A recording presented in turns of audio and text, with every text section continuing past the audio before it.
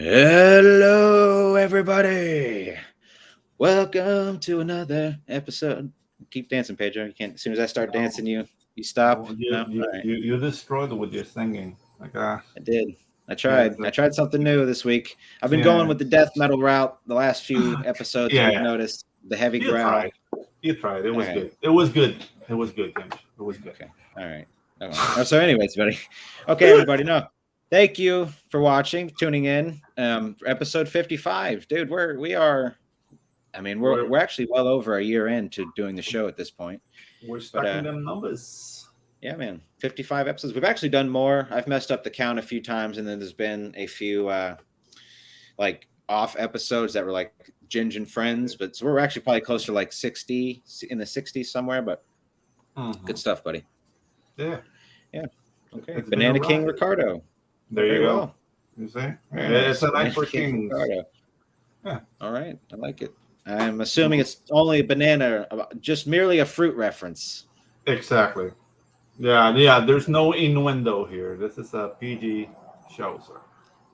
No, I was going to say mine is because I have a small dick, King Richard the Short. That's why I went with mine. So I've seen if you could meet me halfway there, but play enough. No, we're not gonna like cross the streams. Like no, it's not that kind of show, sir. All right. Well, I suppose without further ado here, we've got a fantastic artist on the show this week, buddy. And we've had a couple writers the last go around, and I think also he qualifies as a writer these days. I mean, I guess we're going to find out. I know him as the artist of Asile, written by Nasser Rabadi. You guys might know him from his YouTube show and his YouTube channel, Vic King. Let's bring him on out. Boom, Mr. King. Hail to the king. Hey guys, hail to the chat. Yo. Hail to the panel. How is everybody doing today? Good? We're doing great, man. Like I've been drawing, animating Storm. Life is good, man. Life is good. Yeah.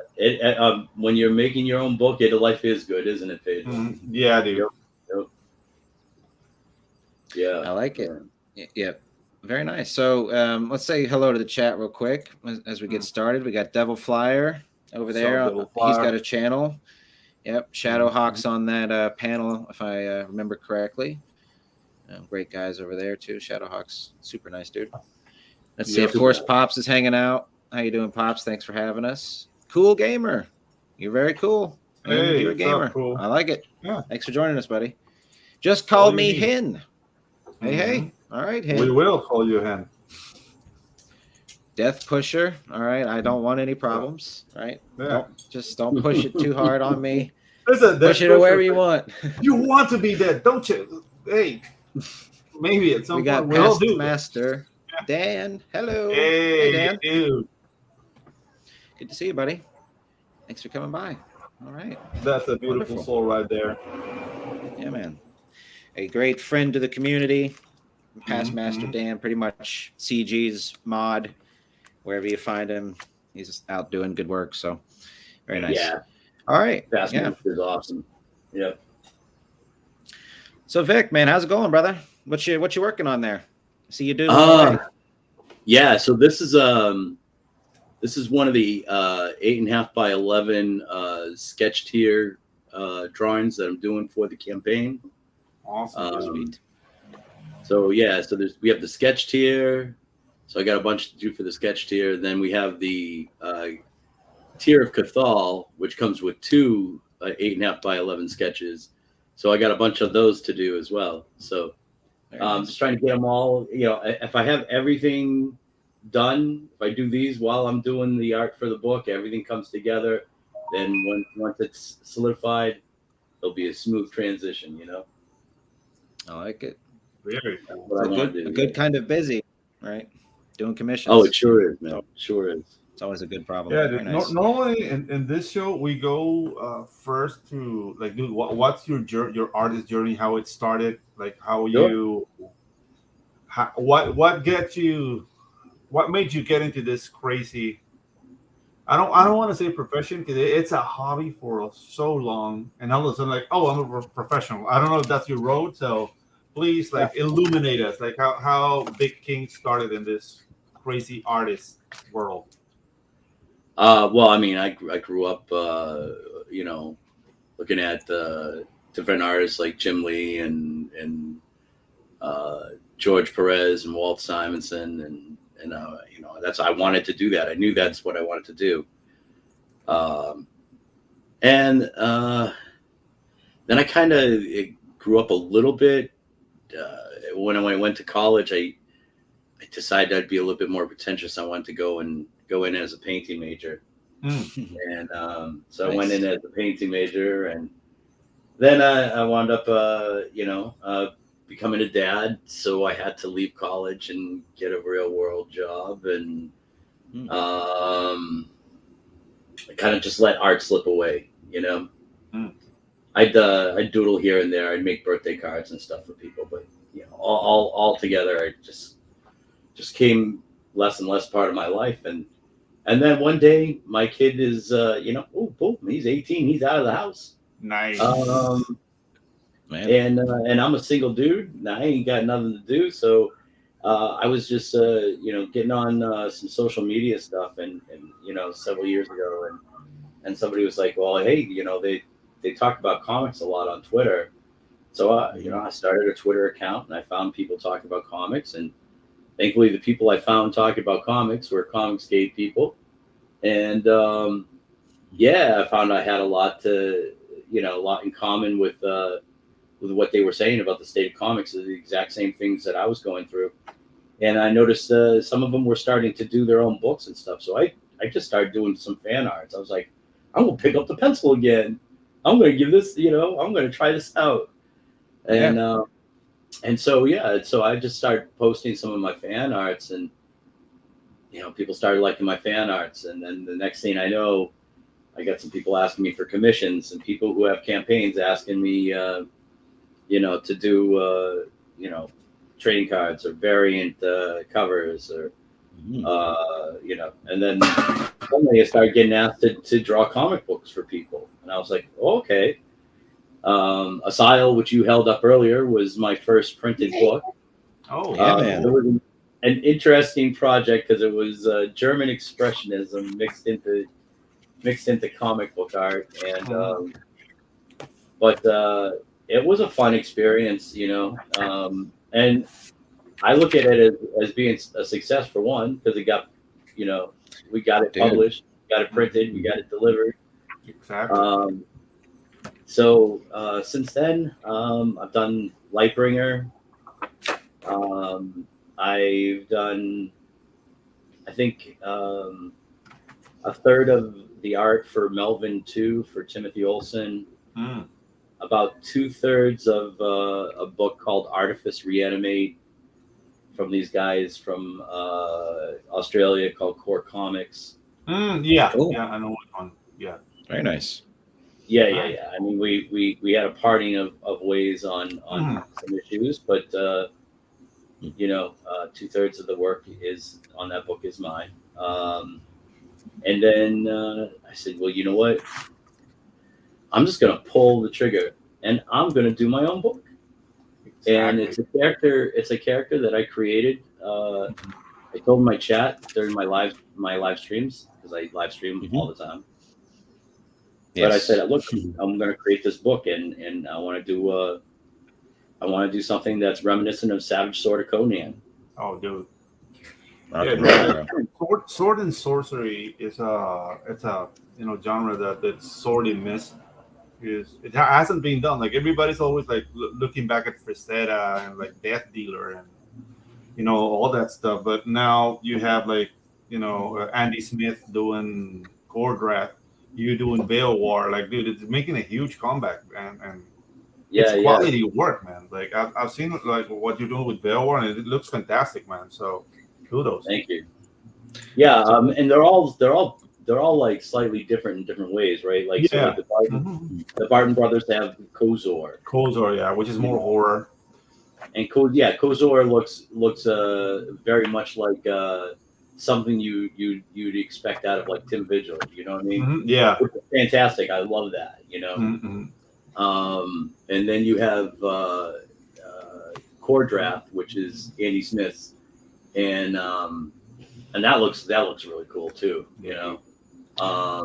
Maybe you'd throw Dragon Rage in that mixture to some degree. I don't know if they're more higher fantasy, somewhat to some degree. I mean, yeah, that still qualifies as sword and sorcery. Yeah, like I mean, it's high fantasy because like there's a lot of dragons in that book, but yeah, like I don't know, like to me it's one big pot of like fantasy. So yeah, like Dragon Rage can be there too. But Beowar, I set up specifically to chase that that dream of the old days, the glory of the old days of the Savage Sword Conan magazine. Yeah. So it's going to be printed magazine size, 60 pages. It's got a backup story of my next book, which is called Alizon, that I'm doing with Ali Sanguise. Oh, nice. So yeah, I mean it's jam packed. It's action packed, beginning to end. Every chapter is a whole new bad guy that he has to fight. Nice. It's the character is on a quest. He's not just your brainless savage barbarian.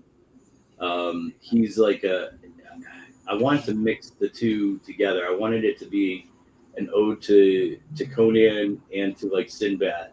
Oh, nice. So yeah, there's this first book is definitely have dropped you in the middle of a lot of action. So there's not a lot of background story that you're going to get about Beowulf's origins. This is just to get people really hooked. Nice. The next book is going to explain a lot because it's going to be more of a quest book. The next one, so you're going to get a lot more of that background story. But I just want to get people really hooked on everything.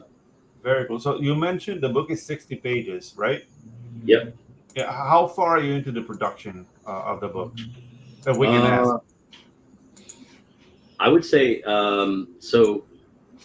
I have layouts for 90% of the book. I have pencils on, like rough pencils on, I'd say close to 2/3 of the book. I got inks on some of the pages. I'm really now that I got it funded, I can really buckle down and get the art done. Awesome. That 2 months that you're running a campaign trying to get funded, you have to stream all the time. Yeah. Here and there, you don't get a chance to get a lot of work done. But yeah, no, I'm definitely. I mean, I'm still going to be going on shows like this and still pushing Beowar. I still want to see Beowar grow, get more exposure, but I don't have that pressure that. I got. Dude, but at 90% layout, you're well on your way, man. So yeah, dude, keep grinding. Like, dude, your art looks awesome. Like I've seen your streams. Like I'm not a talker on streams that much because I'm actually like working myself. So I just like check and listen. But dude, your art is awesome. So dude, I'm really like looking forward to what you do, man. Yeah. Let's say hello to the chat real quick. We got Shadowhawk flying in. Squawking in, dropping the link. Thank you, sir. Appreciate that, buddy. Gable. So Gable here has a couple things to say. Vic, when did you first get addicted to ranch dressing and Snickers ice cream bars? That's a hell of a combo. Some deep channel lore from my channel. Very nice. Yes. You don't want me describing that on this channel. Nice. Gable, he also says, I was there for the genesis of Beowar. So could you, could you kind of dive into that a little bit? It was on a live stream. Were you guys just sort of riffing and it came about, or what happened? So how I do my live streams is it's usually I just start out drawing and sometimes when I don't have anything specific that I have to draw, I'll just start drawing something out like this and I'll riff off from the chat. I'll say, all right, so what if we make it this kind of character? And then the chat will be like, yeah, but do this, make them like that, and so yeah, a lot of what was Beowar came from influence from the chat and them just letting me know that I was on the right path, and there were some things that I changed because they said that wouldn't work, so I didn't do it. So yeah, I mean, the way I look at it and the way I kind of always approach things, this is the way I created Alizon too, which is the next book, and the backup story in this book is just if you bring, for me, the way I like to do it is I feel it's very rewarding for myself and for the people who follow me if I bring them into the creative process itself. Yeah. And so I'm drawing this book live on my channel. If you come by my channel, you're going to see a lot more of this book getting drawn live now that I'm settled and I can do it. But yeah, I mean, like this page right here, I drew that live. Drew it. Yeah. Okay, dude. Dude, you know what I'm picking up that it's really caught my attention? Like normally in this kind of character, they always have like a beloved sword. This sword is beat out to shit, man. It's done. Oh, yeah. I like it. It's like that. Like there could be, there's always like emphasis on like the Atlantean sword or Anduril, the Flame of the West, or whatever. Like there's always like the swords are very important, but here it's like, nah, it's just a tool. Like I'm getting that vibe so just the way you're drawing it with the little nicks and whatnot. So I don't know, is that deliberate? Yeah, deliberate. Yeah. For this issue, there is no magic sword. There is no. It's just whatever he can find, whatever's laying around. Very cool, right? Nice. So he will get something more along that lines later on. But for now, it's just man against these Lovecraftian horrors that he has to face. Very nice, bro. So it's cool. Like it's his wits against unspeakable evil. I like it. And you see, like you can derive like that. That's the measure of a great artist, where he can tell you stuff like that with little details. Like, okay, look at the details on the sword. It looks beat the crap out. That means like it's not important. Those little details is like, okay, this is an artist that takes care of what he's doing. So yeah, man, like congrats, man. This looks amazing. Thank you, bro. Yeah, dude, this is I mean, honestly, bro, like it's fucking legit. Like very, very, very good. This is as good as anything you'd want. I mean, this is beautiful right here. All the little detail on these like tentacle appendages. Eldritch horror thing. Yeah. And I'll just say this too, as far as the style went. And I've backed another one of Nasser's books as well, but the art, dude, really rocked in this book. Let me pull this up real quick, just to show off a little bit of it, if I can. So yeah, Vic, dude, you're a very good artist, man. Like this shit is, and also the cover, dude. That was like one of the things that caught me right away, was just how awesome this cover is. I'm a big Dracula fan. The various Yeah. All right. So, cool. Yeah, it goes perfect on the wall. So awesome. Well, I can tell you that probably sometime by the end of next year, there will be an Asile too. Oh, cool. Yeah. We've got it planned for 4 books, me and Nasser. So, all right. Yeah, rock and roll. Very nice. So, about how long was it been? Was it a year roughly in between Asile and this book? Yeah, maybe a little bit more because, maybe a little bit more. Because once I was done with Asile, the whole time I was doing Asile, I was working on Artifice, which was a project that just kept stalling out. It never got the eyes that it should have, but it was a project that just kept stalling out for one reason or other. And so I had to find other work to do. So I wound up doing Asile, and then I wound up doing Lightbringer #1 with Dark Gift Comics and Liz Scopio. And then and that was almost a year ago now that I did the artwork for that. So, and that actually just got printed and fulfilled just a couple months ago. So very nice, bro. Absolutely. Yeah, I mean the only thing that is weird is how long some of this can take, right? I get like to consumers that can be frustrating, right? So I mean, I put on here, you have to be, especially if like you're doing everything yourself, which I am on this book. Mm-hmm. You have to give yourself like that cushion. So I put it out for delivery date of next September, right? Okay. Because that's basically when I started this campaign. But my goal, my personal goal is I want to have this finished and fulfilled early summer so that I can get right on to Alizon. Alizon, I'm going to be drawing that at the same time I'm finishing up the drawing of Beowar and putting Beowar together to bed.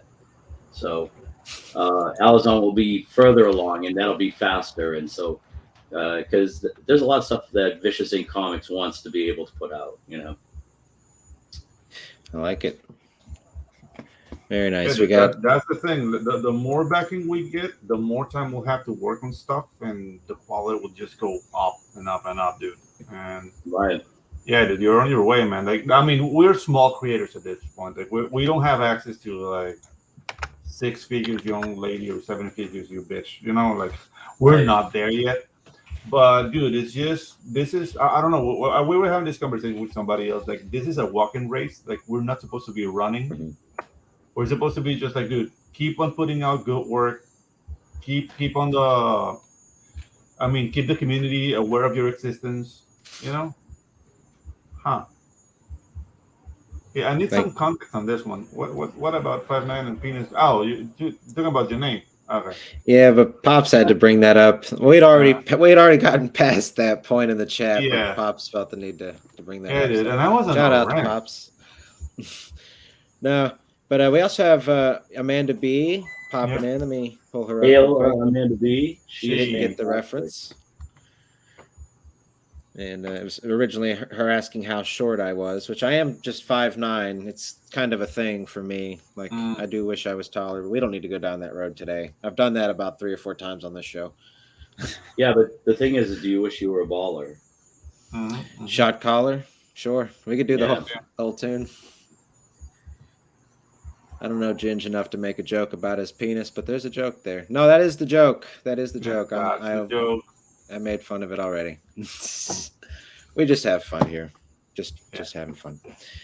Okay, enough of talking about cock of anybody's, you know. Enough really doesn't matter who it's attached to at this point. Yeah. Okay, anyways. So Vic, tell us, you were primarily an artist growing up and traditionally, and this is the first book that you've wrote for yourself. Could you talk a little bit about your scripting process? Do you start out with a script traditionally, or do you just envision and go straight to thumbnails? Or so what I did was I wrote out like a treatment, like you would for like a pitch in a movie. You know what I mean? Mm-hmm. Yeah. I have not dialogued the story yet, so I'm just basically I've got from the treatment I've got the whole story laid out in different kind of chapters. And I'm tackling each one individually. So I got whatever is hitting me the most that day when I sit down to do a Beowar page. I sit there and I think about what part of the story is really that am I feeling. So that way I'm giving the best artwork to that part of the story, so that I can keep up that intensity all the way through the book, Right. Absolutely. And so obviously, I mean, if you're when you're an artist, if you're energized about what you're drawing, it's going to be the best, So if you're not feeling part of some part of the story, just work on another part. I'm also a bit ADHD, so I start drawing something. I get to a point, and then I will run into a roadblock or something on the page, and the only thing that fixes it for me is to go and start something else, right? So I go and I'll pull up start working on another page, and while I'm working on that new page, I will often get the answer to what it was the roadblock on the other page. So That's just kind of the way that I work. Now, I know not everybody works that way. No, but it's a good thing that we grabbed our shortcomings, like your ADHD. Like I'm autistic in the sense that I need to see the story like unfold before me. So I work completely different from you. Like I go page 1, page 2, and I don't know. Like I've developed like that's the way I work. Like James can tell you. Like we're already working this is our second book. And like I'm in a short story like that. Yeah. Yeah, no, I've got a similar sort of thing too for me. As a writer, like I'll think of something ahead of time, like just something that I know is coming up in the script, even if it's like 10 or so pages out. But like you just get that it's an intensity, an excitement you get in your chest, and you just get really excited. I'm like, it's either sometimes when it's lettering, if it's a page I'm really looking forward to, or if it's just something that I'm going to be excited about writing. That knowing I'm getting to it is like sometimes like that just helps keep the train a moving for me. Sometimes it's like I got to get there if I want to write it, but that's just me. Yeah, the thing is like whatever you need to do to get the job done, So yeah, absolutely. It's awesome. Yeah. So, dude, I mean, honestly, this is some just I'm honestly impressed considering you said you took what sounded like a good amount of time off. I mean, that's one of the most shocking things about this, because this is fucking fantastic, dude. Well, my philosophy since I started doing stuff is every day I sit down and I draw, and the goal is to draw a little bit better than I did the day before, and basically it's just I'm very blessed. I got it keeps growing, but I'm amazed that when you get a dozen or more people that come and watch you draw every single day, overnight, for hours, and they stay for hours. Because I stream like 9 hours at a time. They'll stay for the whole time to watch me draw. That's very humbling, and so that's what I mean. I want to make sure that I'm giving them the best, and that's the same for the people who back this book. This is my dream, So of course I'm going to give them the best. These are the people that believed in what I was doing and helping me put a book out. So I'm absolutely going to give them the best that I can do, and yeah, absolutely. Yeah. I have another question for you real quick. I'm just curious. Could you talk a little bit about your sort of artistic influences? I feel like there's a little bit of maybe like some Jack Kirby stuff and some of the shapes, like around the there's a jawline I saw that had that almost like classic Alex Toth. Am I pronouncing that last name correctly? Alex Toth, yeah. Yeah, but so, can you talk a little bit about your influences? Yeah, I mean, for this book, I am drawing on like some of my older influences, like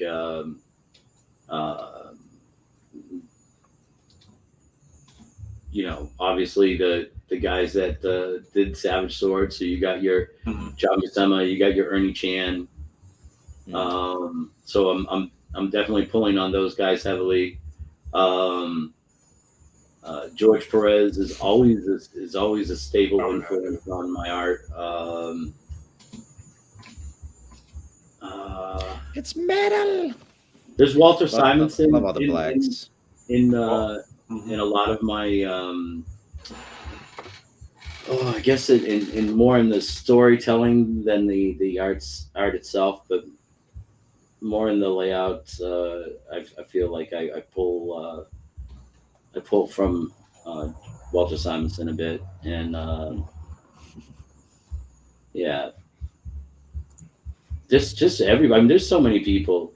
I mean, one of the things I love, if you go down to the very bottom of the page, was like the very first piece I did for Beowar was the Savage trading card, and this piece right here, and this is from the first part of the book, the first chapter of the book.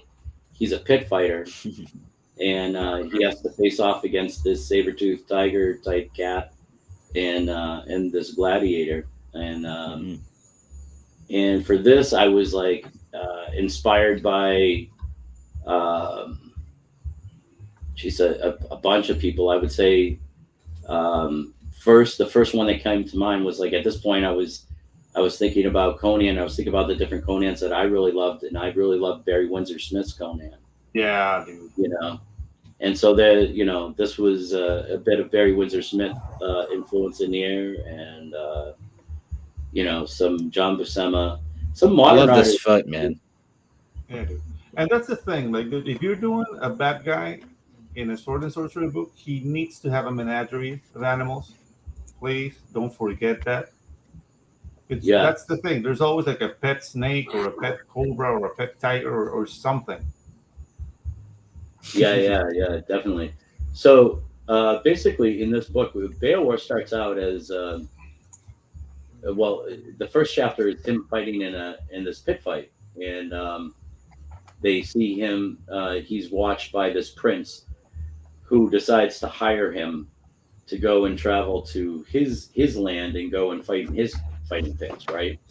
Mm-hmm. For the entertainment of his people. So Beowulf in the second chapter heads out by sea to go to this strange land, and he is attacked by a group of what I call mer lady assassins. And, alrighty, I'm on board. I'm aroused already. After being devoted and brought under the sea, he finds having defeated them, he finds a what do they call those, underwater caves, and that's where he encounters the sacrificial virgins that are put out for the sea demon named Cathal. Okay. And so he does what a barbarian Sinbad character would do, and he gets with them all. He bones them. Yes. And in the middle of the night, along comes the sea demon, who was supposed to that's what the sacrifice was for, that for them to breed with the sea demon. Oh, he spoiled the sacrifice. Wow. He flowered them. Oh my. Yeah, he cut the sea demon, so the sea demon's not happy. Yeah, so there's a huge fight. There's a huge fight that I'm going to be drawing in this next week or so. This dialogue, writing this dialogue is going to be so much fun, man. And I can tell you how that goes, but however it goes with that fight, the mutant, half human, half sea demon children of Cathal aren't happy with Beowulf, so he's got to fight this army of 1,000 of them. Well, it turns out that this army of 1,000 mutant sea demon half breeds belong to the prince that hired Beowulf to come and fight in his lands, and so there's a bit of conflict with the prince at the end of the book, and that's really, like, that's as basic as I could break down the whole adventure without giving away all the great stuff that happens. So basically, what I'm understanding is he gets in trouble because of his dick. Yes. Nice. Yes. As any good, proper, self-insert comic character could be. Yeah, exactly. Like any hot-blooded male, his dick gets him in trouble, and then he has to use his brains to get out. Love it. Yeah, it is also true. Yeah. All right. Yeah, definitely love it. And now I definitely see the connection here with this Cathal. So is that a creature you created entirely, or is he already like an established Cthulhu? God, I know there's quite a lot. No, definitely an original creation, but it is a nod. It's a nod to Cthulhu. Okay. It is a nod to Lovecraft. Even the half-breed mutant soldiers, they're all nods to Lovecraft. The people of Arkham, I mean, very nice. Okay, right on, bro. Love it, dude. This is a lot of fun. Definitely, it's got the high tea masculine adventure where you go in and you save the day and you cut the monster up and you get the ladies. I mean, but there's like space for hilarity, which is something I appreciate in my books. Like the whole thing, like he comes in and just like deflowers all the virgins ready for sacrifice. Like I'm just like picturing that whole scene. It's funny stuff within the action, So it's really cool. Yeah. Okay, so this character here holding the hearts.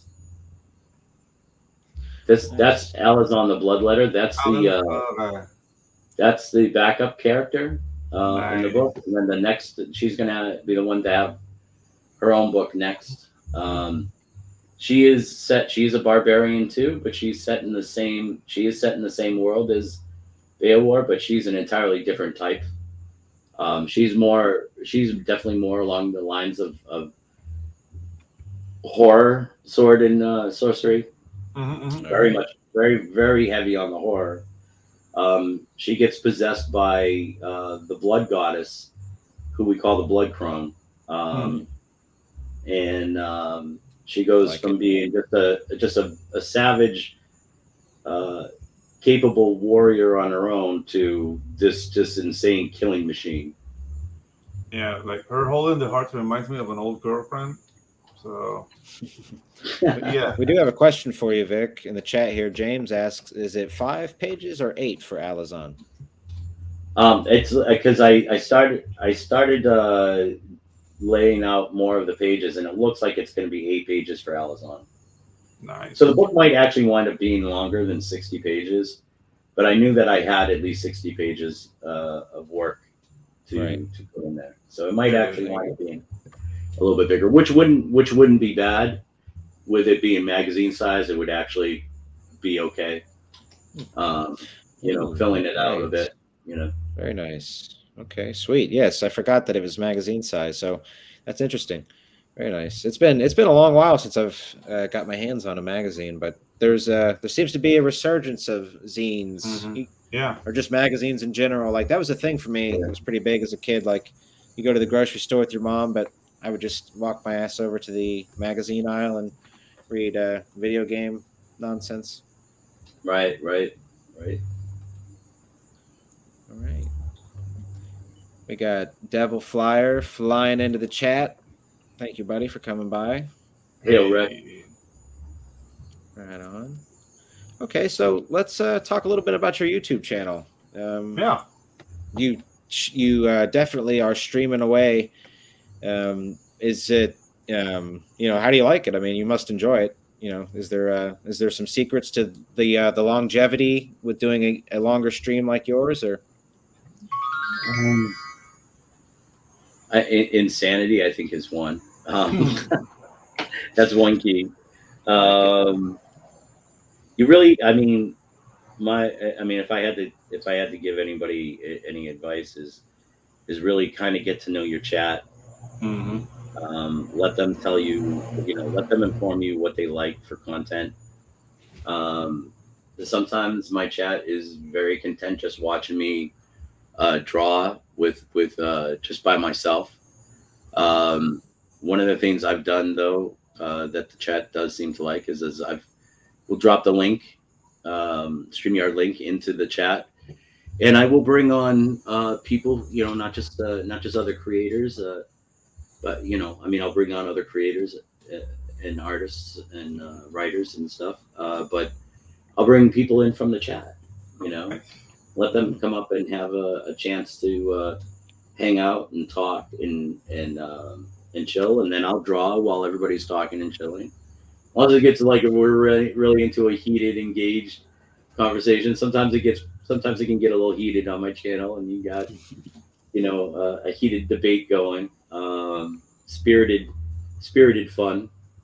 Yeah, it's not a bad thing though. Yeah, just being engaged here and there. Yeah. All right, so we got some chat over here going on. Vic's chat is one of the more famous, infamous places to hang out with crazy diehards in Comicsgate. It's true. I like it. We got I wound up getting a bunch of people that are just known for being primarily trolls, right? All right. For a moment I thought you were going to say problematic. Some of them problematic. Some of them were problematic for people, right? Mm-hmm, yeah. But here's the thing: like we just you treat everybody the same, like until they cause a problem. Treat everybody the same, like I got Job of the Creator. He comes by he comes by a lot. Ooh, hold on, guys. Absolutely. Yep, we got some. I'm pretty sure we got a lot of definitely a lot of new faces in the chat today that I have to assume are Vic's gang. Vic's so tribe, I want to thank you all for coming on by and hanging out. You guys are a lot of fun. Vic, talk about the slummies. I'm not sure what that means, but some sexy mummies, maybe. The slummies sounds very sexual. Sexy mummies. So what we're going to do, one of the things that we're going to do with my channel for fun is how they just had the CG Awards, right? Yeah. And so there's like a whole direction of calling the creators that got the smaller campaigns, the CG slums, right? Yeah, like us. And so in the course of embracing that, right, we're gonna hold some CG awards that if you were an industry pro at one point in time, you can't enter these, and so we're gonna call them the slummies. I like it. Nice. And so it's gonna be an award show. I'm not bad mouthing the awards, man. Yeah. Not a man to be. But no, it's going to be something for the peasant, basically. For the people that don't get recognized. Yeah. For the people that aren't right there for they're not at that level for the recognition yet.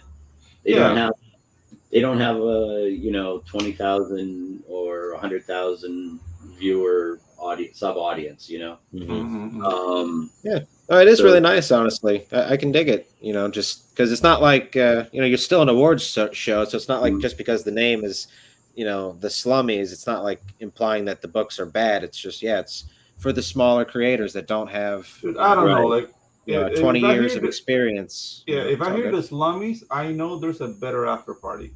So I'm all right. Yeah. We're the bad boys. Exactly. The bad boys of CG, you know what I'm saying? And we're gonna have not just the categories for the books, the artists, the writers, letterers, colorists, things like that. But we're also gonna have awards for the chat members, right? And for the YouTube streams and for like the review shows and stuff like that. So we're just going to try and just maybe give better representation to people that weren't necessarily represented in the other awards. Yeah, but let's be a little bit more inclusive. Sorry, I'm sorry. No, we're not going to be inclusive. I'm not about that. When is the show? Have you started working that out, or is this just in the works or the beginning? It's in the very infancy. I just came up with the idea this past week. I'm going to put together a DM group and just start adding certain people. So if anybody's interested in being part of like the committee to help put it together, just let me know. You can let me know in a DM.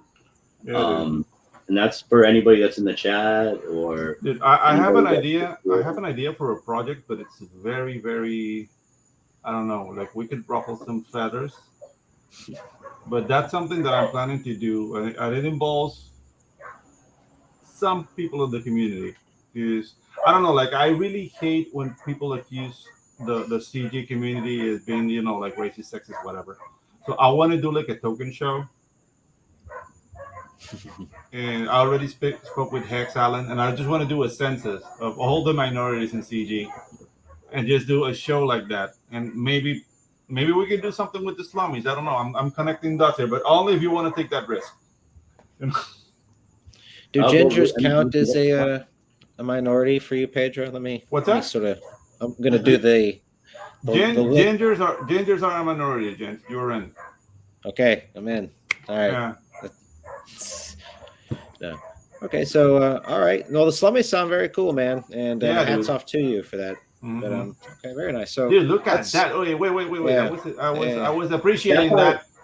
That's our stretch goal. So if Nice. when we hit 7K, everybody will get this trading card done by John Dillard, Newtons of Alizon and Knox.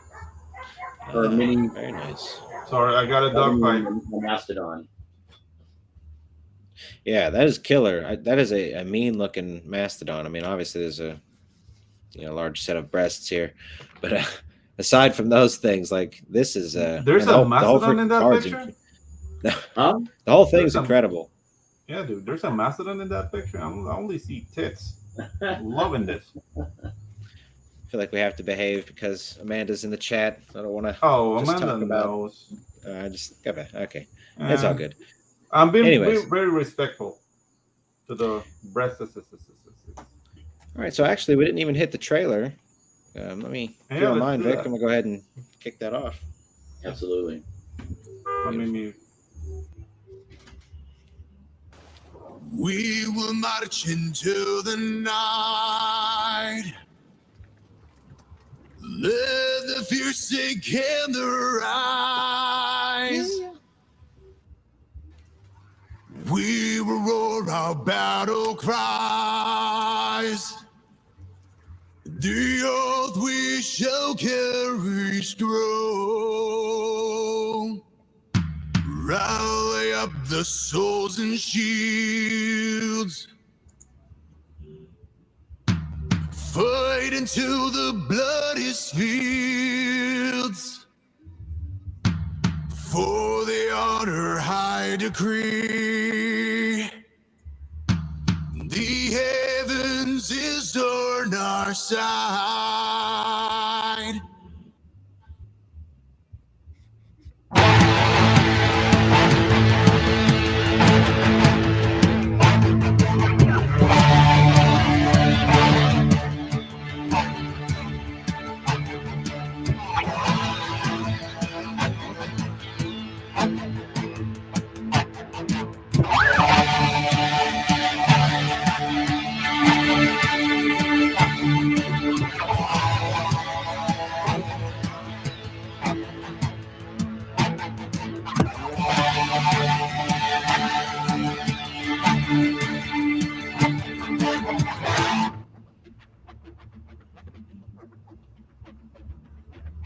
We will march into the night.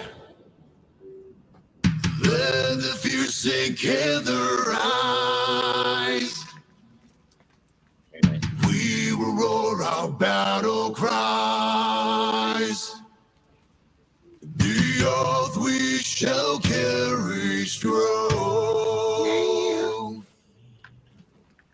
Fuck yeah, man. Pretty metal, huh?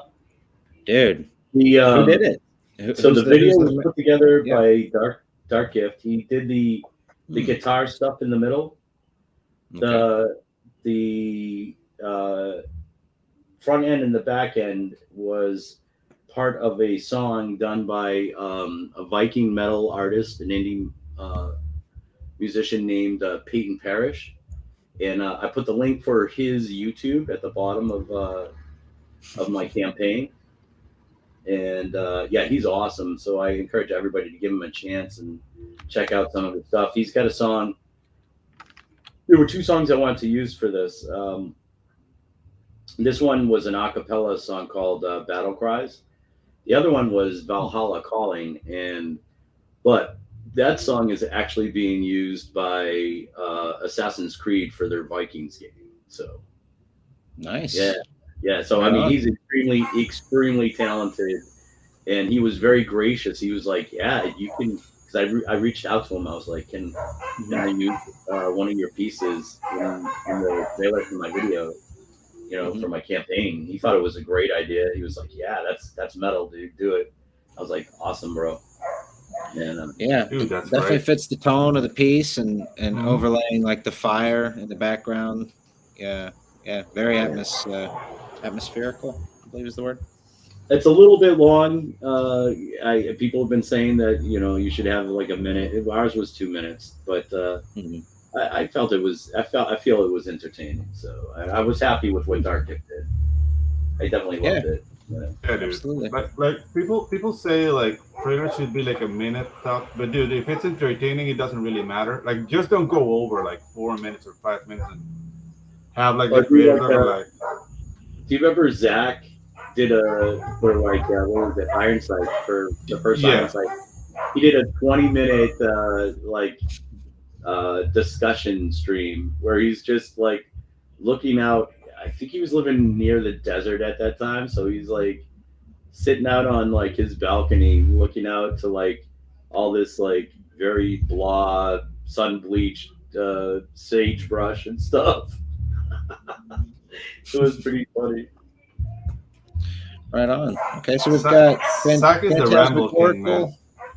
Phantasmagorical. Hey, Fanta. Yep. So what's up to the chat? We got some friends. Phantasmagorical. Greg Levitre. What's up, Greggy and Greg? We got, let's see, Lorenzo Sleestack. Hey, buddy. A very fun Hey, name. Lorenzo. Very alien sounding, and it does also happen to be his thing, so works out. Yeah, I gotta put some order in my dog's life. I'll be right back. Alrighty. Do Panamanians turn dogs into food, like Chinese food, or is that? Let's not go there. I guess we'll have to ask Pedro when he gets back. Okay, so we've got Vic. We usually do keep this at like an hour, and also there's another show that comes up right after this, the CG horror show with Brian and the gang over there. So let's talk perks, buddy. We'll start right up here at the top. Your feature tier. So we got the feature tier is the tier of Cathal, right? So this is kind of like an all-in. The only thing that's not included in this are the T-shirts. But you get so we have 3 covers for the book. We got that first cover. We've got the Ale and Tail variant cover. Hello. And we got a Peter Palmiotti inked variant, which as soon as I get it colored, I'm going to put the artwork up for it. But you can order it ahead of time. But on this tier, the tier Cathal, you get all 3 of those covers. You get both of the wall tapestries. They're silk printed wall tapestries. The main cover one is done in black light. The Savage Trading Pit card tapestry is not, because the colors don't really work for black light. But what else you get? You get the Beowar patch and all of the trading cards that come with the campaign. And I am going to be releasing in the next week. I'm going to be releasing and adding on the playable trading card set. Nice. So it's a really good value. Very cool. Yeah. So are you creating the card system, or is it going to be like on the back of your regular style card, or is this an all new thing? Yeah, it's going to be character cards, right? So it's going to be, each card's going to have character art, and then on the back we're going to have, I got people working with me.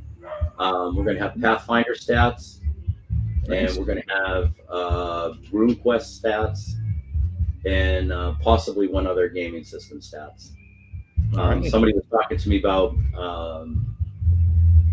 I just don't know how it would work with. What is that card game? Magic the Gathering. Magic.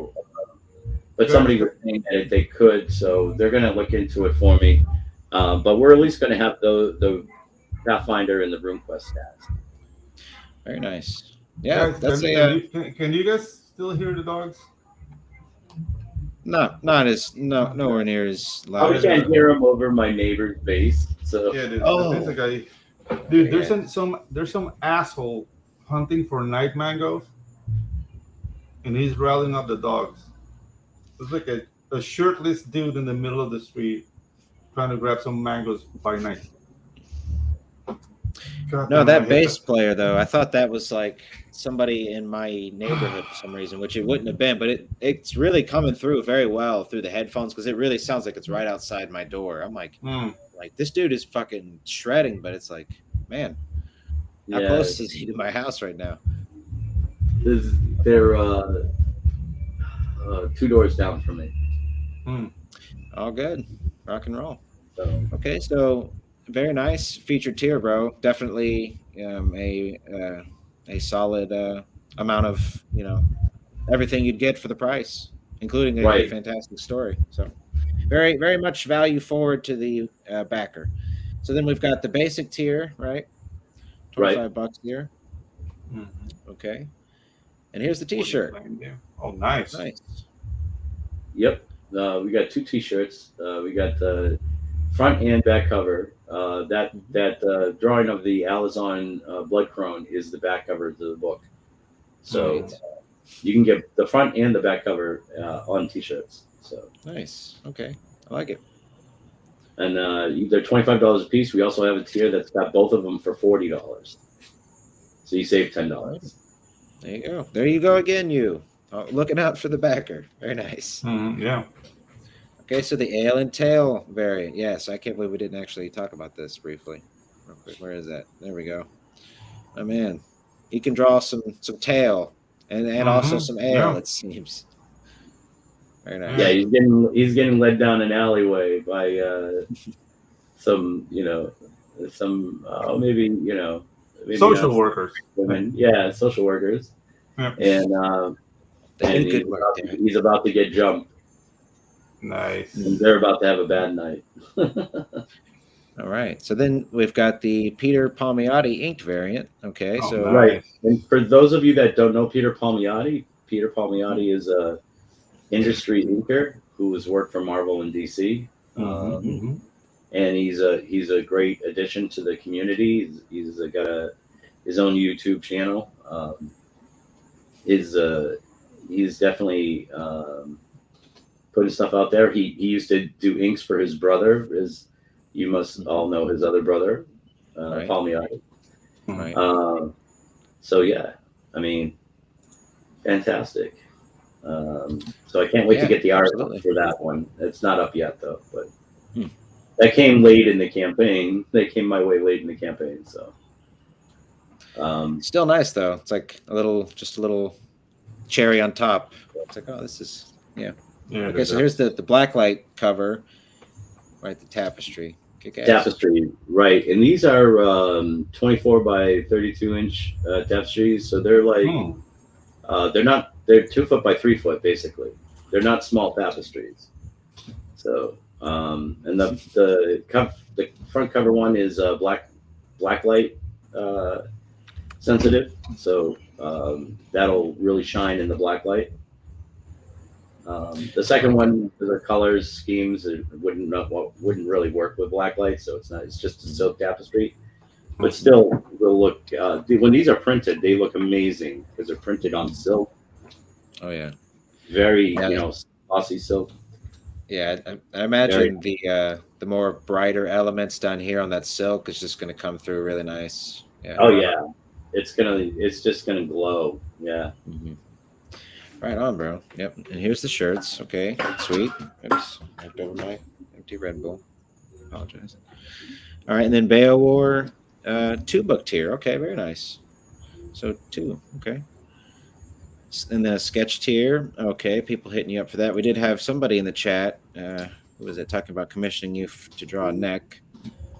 To draw a neck. Yeah. What he said? Here we go. Just call me Hen says I may have to commission Vic to draw a neck. A deck. A deck.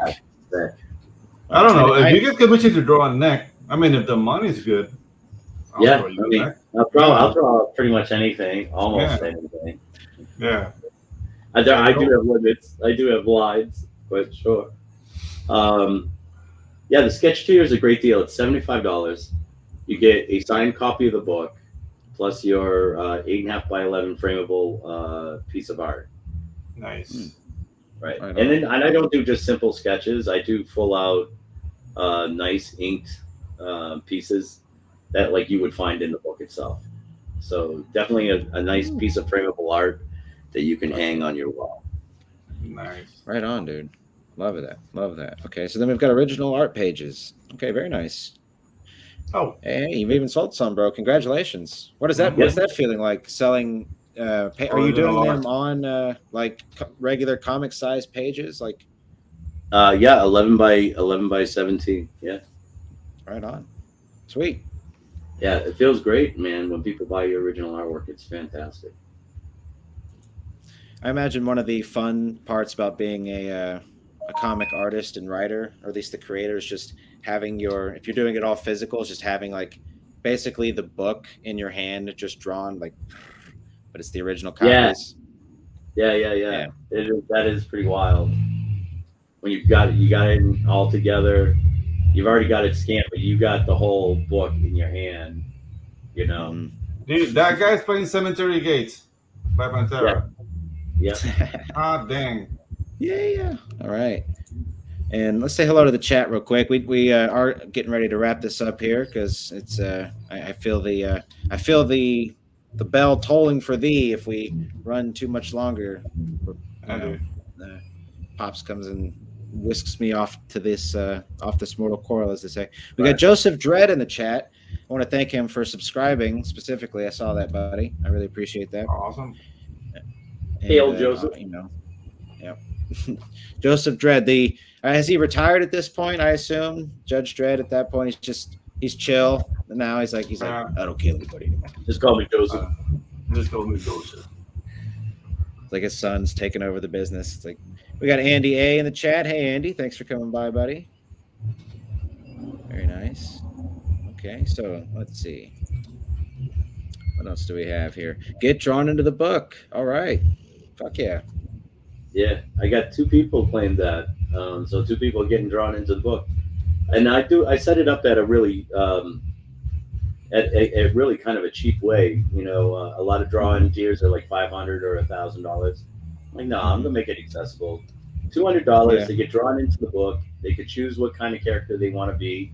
I give them like the selection, but from that selection they can choose, and they get along with that they get a signed copy of the book. Right on, dude. That is awesome. Very nice. Yes, and I'm right there with you. Actually, we have discussed. Yeah, I'm really jamming to Cemetery Gates right now. This dude's killing it.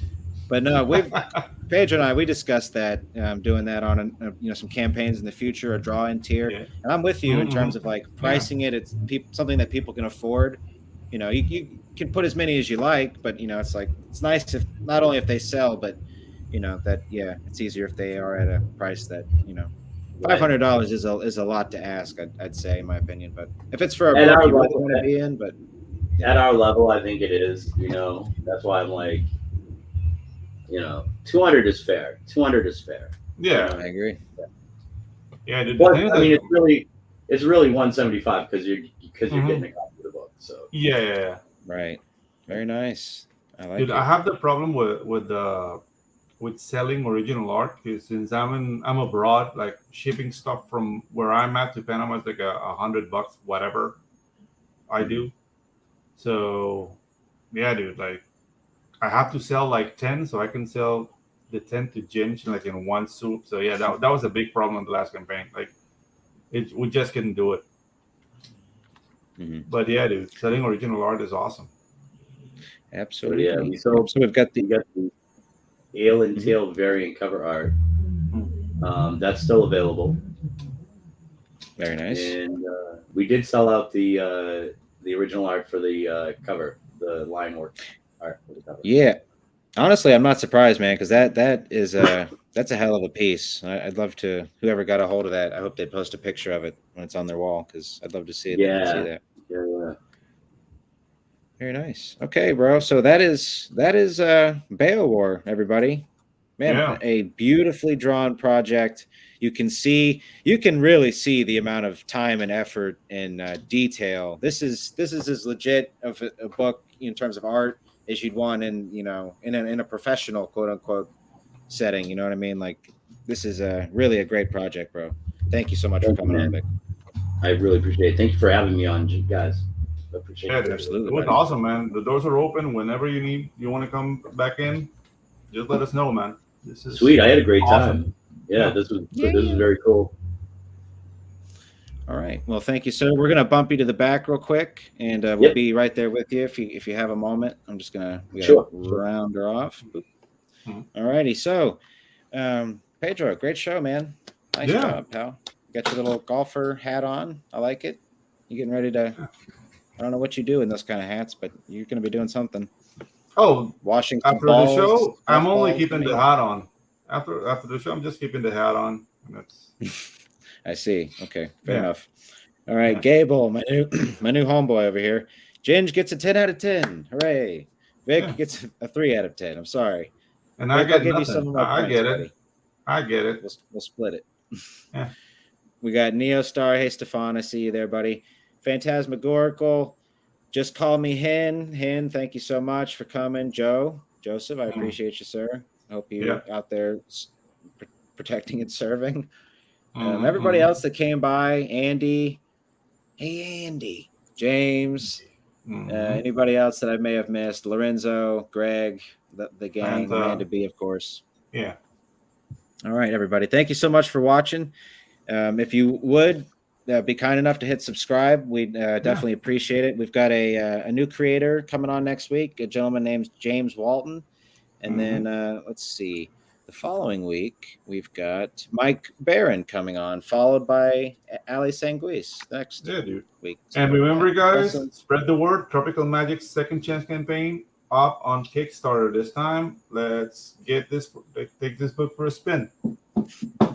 Yes, we are coming to Kickstarter in December, so keep your eyes peeled for that, guys. It's going to be a lot of fun. We've got some Kickstarter exclusives coming out for that, so and along with the Art to Bear, your last chance to get a hold of this Art to Bear variant cover for Tropical Magics. I only have this and one other copy, so that's it. And I think Pedro, your bundle only came with 2 left, so that's it as far as like.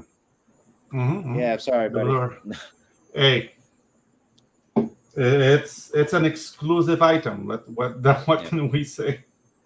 Yeah, but check us out in December, and guys, check us out next Tuesday at 6 p.m. CST, and we appreciate your time. So peace. Take care. Have a great week.